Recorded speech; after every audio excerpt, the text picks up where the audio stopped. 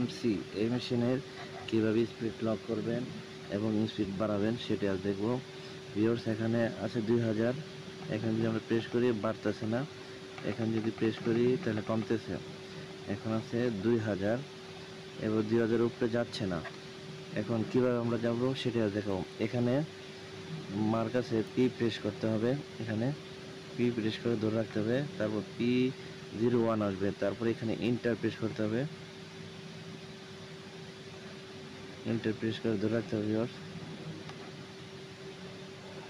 এখানে 2000 আসছে, এই দেখুন ভিউয়ার্স 2500 দিলাম, তারপরে এন্টার প্রেস করলাম, প্রেস করে ধরে রাখেন, তারপর পি প্রেস করেন,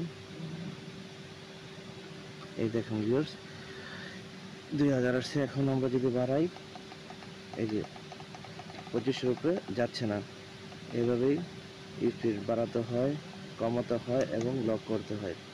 ভিডিওটা যদি ভালো হয়ে থাকে চ্যানেলের সাথে থাকবেন, সাবস্ক্রাইব করবেন নিত্য নতুন ভিডিও দেখার জন্য। আসসালামু আলাইকুম।